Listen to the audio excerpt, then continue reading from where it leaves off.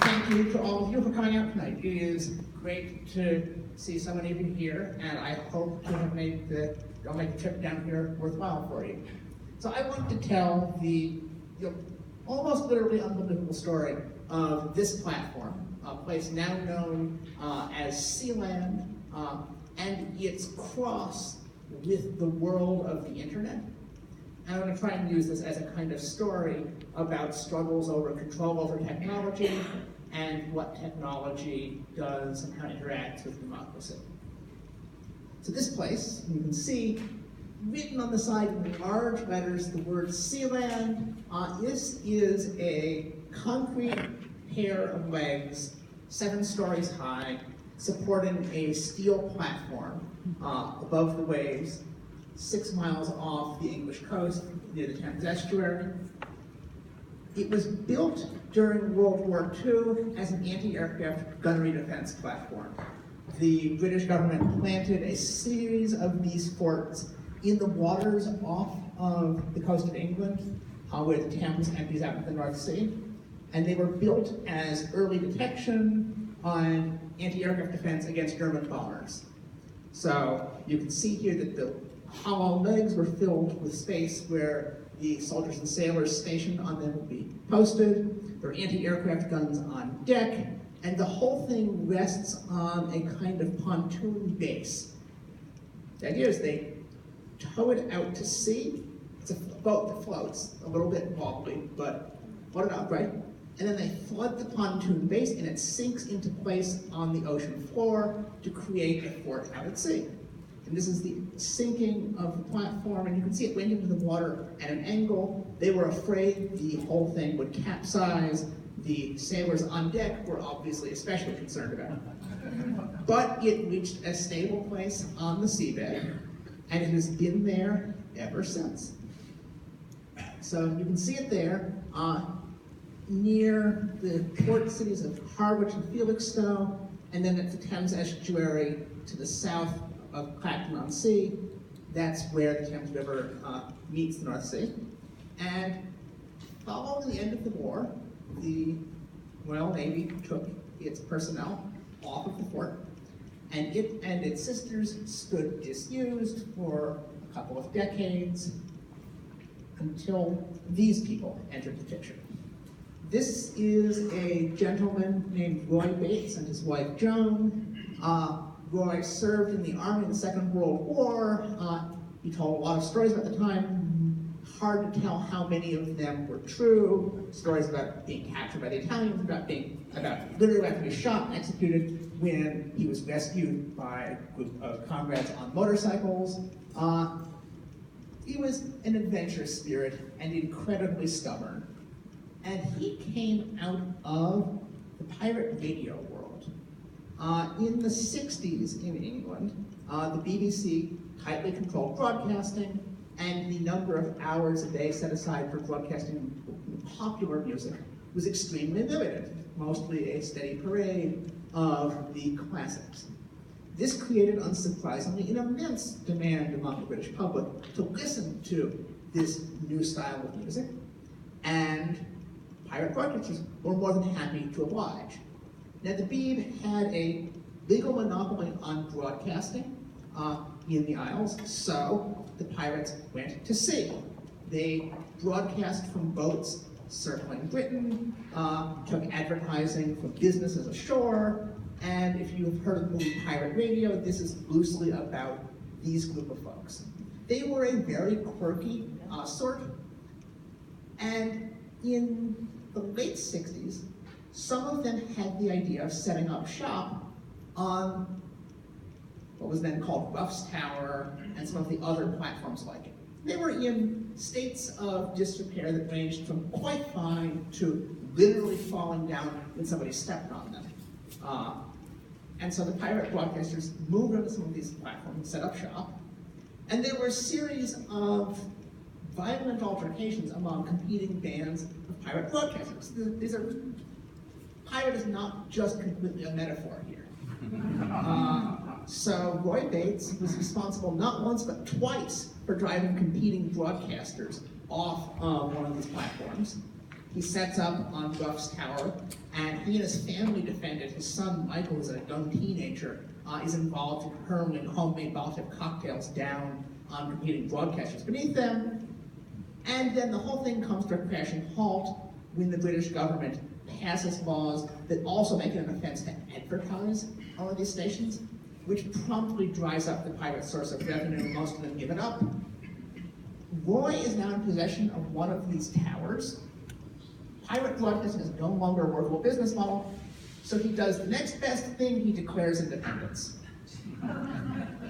Over drinks with mates in the pub one night with Joan, they have the idea, why not just declare our own nation? We've got this place, so they create the Principality of Sealand. He decided to call himself Prince Roy, and they create a flag and they hoist it up, and Sealand becomes, according to him, independent in 1967. There are a whole series of affairs after this. The British government does not like this. They consider sending a boat over to knock it into the sea. They consider landing Royal Marines on it by helicopter. And as best I've been able to tell from the historical record, the reason they don't do it is that Roy Bates is much smarter and understands the press much better than they do. That they start to plan an operation and word leaks out of it, and Roy calls up his reporter friends, and the British government is now facing embarrassed attempts to explain why it's preparing to land a company of Marines to evict a guy from his home. He captures the narrative again and again, even after Michael files a couple of pot shots at a passing boat, and the two of them get hauled into court on criminal charges for unlicensed weapons possession. They manage to beat the charge, they stay out there, and the British government never quite considers it worth the bother to evict them.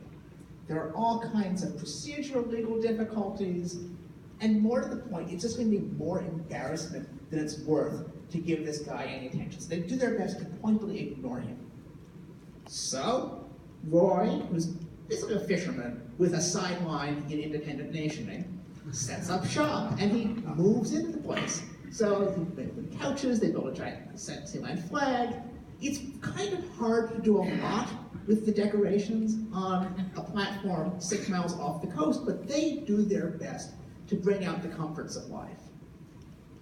Now this is upstairs. The tower legs are basically 2 7-story towers full of storage space. Now if you had that much extra storage space, you'd probably do the same thing they do. You have a separate storage room just for your paints.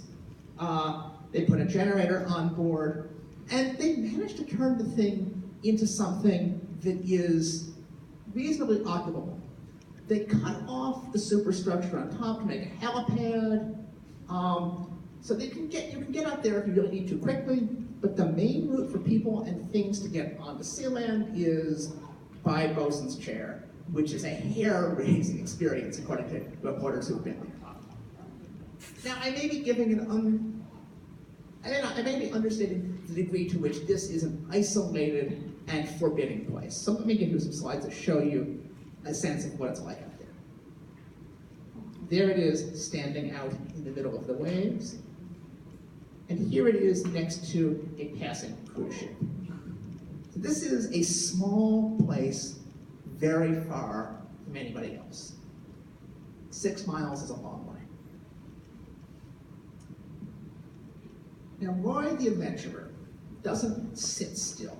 He can't make a go of pirate broadcasting. Doesn't think this is going to antagonize the British government too much. But he starts to think about, what could I do with this opportunity, with this place? I have my own nation. How could I develop it? He starts talking to some Germans who come to him and they want to develop Sealand into a port.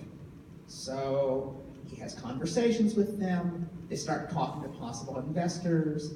They draw up plans to build a seaport and a exploding casino. The idea that this is going to be this place, it's its own jurisdiction. They could be the next Isle of Man or Antigua or Monaco. You need the space that's your own, and you can carve out your own little special city.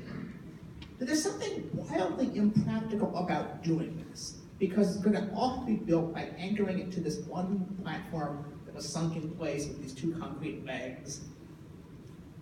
And it's hard to see what natural advantage this has over someplace that's actually on land. But maybe this jurisdictional play where they're not quite under British control and can be a little faster and looser, maybe that could lead somewhere.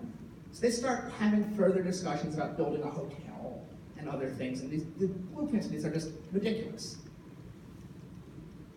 And after a while, the Germans start to get increasingly serious, but Roy Bates, being Roy Bates, wants to hold out for more money, so they invite him to a meeting in Austria to discuss the business terms.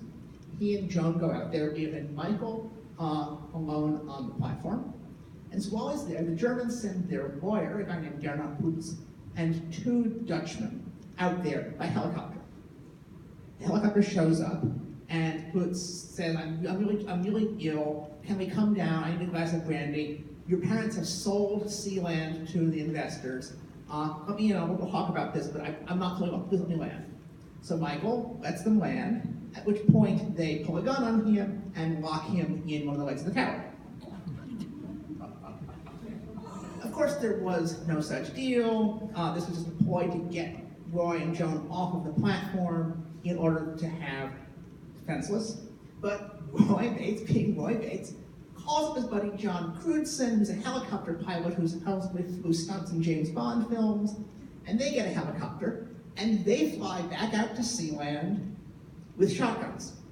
They land, one of the shotguns goes off in the air accidentally, at which point the lawyer and the 2 Dutchmen are like, you don't want any more part of this, we surrender.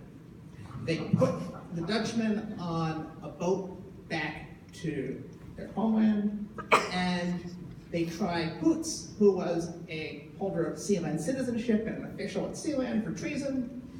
It's hard to know how seriously take the whole thing. That is, was this group actually defeating a real armed insurrection? Was the whole thing a bit of an adventure? Were they trying to hold him for ransom because his wife had some jewelry? It's very hard to tell. The German government is, of course, pretty unhappy that one of its citizens is being held on this place and complains in measured diplomatic tones to the British government. The government of Germany gives its regards to the British government and expresses its concern that blah, blah, blah, blah, blah. And the ambassador flies out to meet with Putz and assure he's being treated well. And then eventually they let him go, and everybody is all smiles and shaking hands again. And now Sealand claims, well, they negotiated with us. That's diplomatic recognition. See, the German government treats us as a sovereign nation. And so most of the adventures after this are less dramatic. You have things like they film a skateboarding special on Sealand, which is just incredibly hair-raising when you think about how far they are above the waves. They also go into the business of selling titles of nobility. You can be a lord or lady of Sealand. They sponsor athletic teams. They sponsor mountain climbers who carry the Sealand flag up mountains. And then something funny happens, which is other people realizing sort of the mystique of Sealand, this micronation that made, start selling their own Sealand documents. The Spanish police turn up a whole ring of Sealand passports when they start investigating the criminal ring. Now, the Sealand don't recognize any connection to this. They say, we didn't go do this. These aren't ours. These are fake Sealand passports. The most notorious of which turned up in the possession of Andrew Cunanan, the man who shot and killed Gianni Versace. He took refuge on a houseboat named Torsten Reineck, and Reineck was holding a Sealand passport when the police came to speak to him. And he thought he waved this thing around thinking I can get him diplomatic protection. The police are like, what's this? What's Sealand? What are you? Okay, so I promised you some tech and some internet in here. So far, this has been a story about eccentrics and their own nation, which fits in with a long history of people with their own quirky little micronations. There are entire books of the stories of these places, and some of which have endured for quite a long time, and some of which are a guy's second floor apartment. The story gets, to me at least, even more interesting when these folks enter the picture. These are a guy named Ryan Lackey and Sean Hastings. You can see Ryan there with Michael Bates. Michael now being middle-aged and the head of business at Sealand by the 1990s. And Ryan and Sean are libertarian techies. They have a dream about a world that is free from government regulation. So their idea, this is from their slide deck describing the project, is they are going to host computer servers on Sealand. And you put your data on Sealand and you have escaped from your local regulations.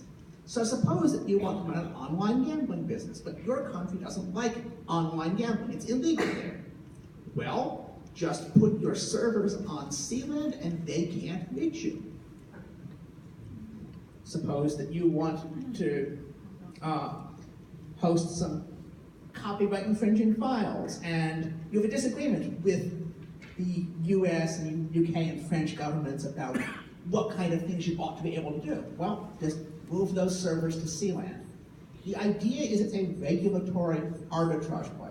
You're going to switch from a place where the laws are not to your liking to one where the laws can be a little bit better and a little bit more in your favor. And they say they have some hard limits. They are not going to host child pornography, and there are a few other categories of things that they say are too extreme for them. But for the most part, they are going to set policies for what you can do that are more tolerant than other nations of the world.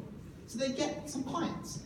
They do some file hosting, they say it for the Dalai Lama, they go out and they start selling this data center to customers. Now, this is not the most practical data center in the world. It runs off of generator power rather than an electric grid. The servers have to be hauled out by hand and then winched up like you just saw. The connections, of course, it's not feasible to run a real cable out there at first. They have to use line of sight microwave to the coast. So this is not technically the best data center you can get, but it does have the advantage of location, location, location.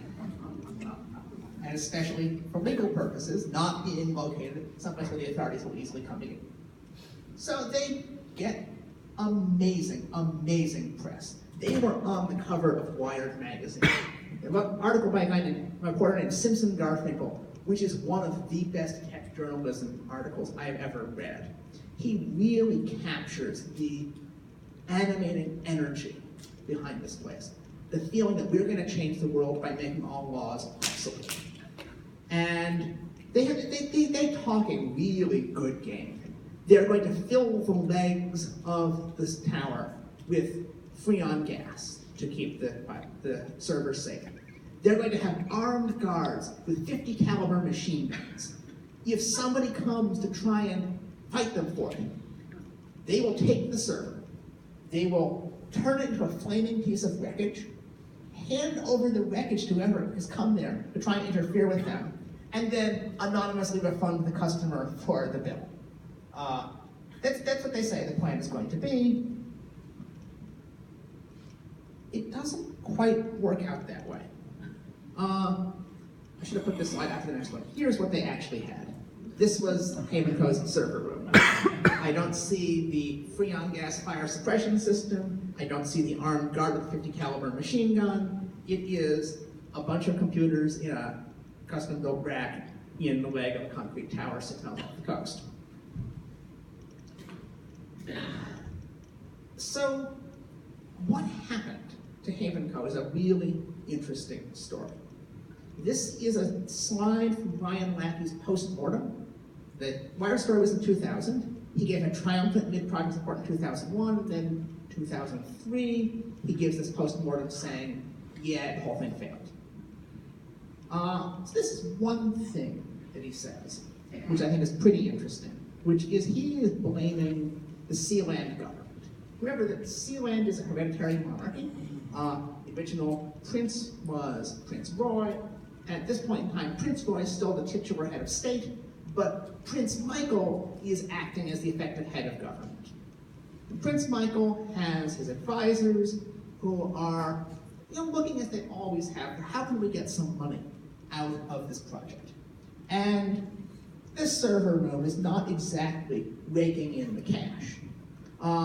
And at some point they think, well, we can renegotiate the contract, we get them to give us a larger share. And Ryan and Sean take the attitude that this is not fair, you have a deal with us. And this is the moment when the rubber really meets the road for Haven Co.'s theory of how it's supposed to work. Because remember, Haven Co.'s whole idea is we are standing outside of the legal system. American law, British law, you can't touch us. Ha ha, we're an independent nation. We're the state in the waves. Your terrestrial laws don't apply to us on the high seas. So, when Prince Michael comes calling and says, hey, those are nice servers you got there. Care to renegotiate our deal and give me a little more money? They're in a dilemma, because what are they going to do? If they sue him in whatever courts Sealand has, you can kind of guess how this goes. The Sealand Constitution vests the prince with all legislative, executive, and judicial power. You can predict how Prince Michael's chosen court is going to rule. In fact, you don't even have to look that far back in Sealand history to figure out how its legal system works. Just go back to when they court-martialed Gernot Poots for the attempted coup. Basically, it's an opportunity to see how much money he can get ransom. So, you can't really hope for justice on Sealand once Prince Michael turns against you. Okay, can you go to the British courts? It would kind of defeat the entire purpose if you do.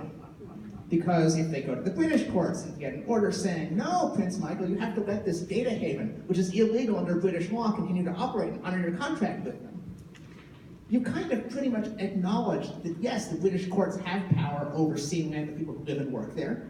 You've acknowledged that you, Haven Co., depend upon them to help sort out your disputes. You have basically gone back to the world of the real legal system and said, oh, actually, on second thought, we are a part of it. Now, if you were using Sealand as a vacation home or a tourist destination, this isn't such a problem. You know, there are plenty of places that are a little hard to get to, and cruise ships don't suddenly lose all law when they get out behind the 12-mile limit. But the whole point of Haven Co. is to get away from all law. If you're just doing this as a deal to make Sealand a nicer place, then yeah, it's okay if it has some connection with the British legal system and you're dependent on it. If your entire purpose is to thumb your nose at the British legal system, you really can't come back with your tail between your legs when your business partner doesn't work out the way you planned. So one take on this is that Sealand is a place where there's not enough law. That Haven Co. wanted to create this online space where a lot of laws didn't apply. And they figured they've got this perfect solution by going to this micronation, this little platform off the coast, and they can do what they want there. But it's really Prince Michael who can do what he wants there, and the others are there to sufferance, and Sealand doesn't have enough stable law. It's not a democracy, it has no rule of law tradition. It doesn't offer the foundation that they need to build something enduring. They build up this thing, and it's as much of an adventure for the Bateses as the skateboarding special is. It's one more great story to tell the mates down at the pub over drinks. So I want to show you one last image that I think really encapsulates what Sealand and Haven Co.'s real relationship to the law of the real world terrestrial jurisdictions is. So a few years ago, Sealand caught fire. There was a generator fire, and the flames start spewing out, and what happens? The Harwich fire boat comes out from port and puts out the fire. When the chips are down, Sealand becomes dependent upon the British government to bail them out. A few weeks later, Liam and James Bates, Roy's grandsons, go back out there, and they proudly put somebody back on Sealand and wave the flag again. And the adventure continues. And it's been a 50-year run for them, and it shows no signs of ending. The platform is decaying, but they seem to be out there still. The adventure continues, but it's a pretty definitive end to the idea that this place really stands apart from law and the legal system. And I think that Sealand and Hayman Co's story is a really great metaphor for a lot of attempts by technologists to build spaces that completely separate themselves from existing legal systems. So you hear people talk about things like Bitcoin and cryptocurrencies, or about strong encryption and the dark web. They try to build spaces where no law applies. And there are always two problems. One of them is that the people who go there have ties to real-world places, and those real-world places get very strongly interested in what happens to people when they go there. Their governments get concerned and try to protect them. We don't stop trying to protect people just because they get involved with techno-libertarian fantasies. At some point, they're in trouble, and governments try to bail them out and bring law in to protect them. And the other is, to the extent these places do succeed in casting off the shackles of existing law, they turn themselves into these private spaces where there's no real law, nothing stable. And on these places, people grab shotguns and chase each other off repeatedly. These are not stable places that are very good for spending a lot of time in a secure way, or for building anything that's going to outlive you. So I see from the Hayman stories, it's a wonderful adventure, but a pretty poor foundation for building something that's going to supplant democracy and the rule of law. So let me stop there with my prepared remarks, and let's go into discussion and questions.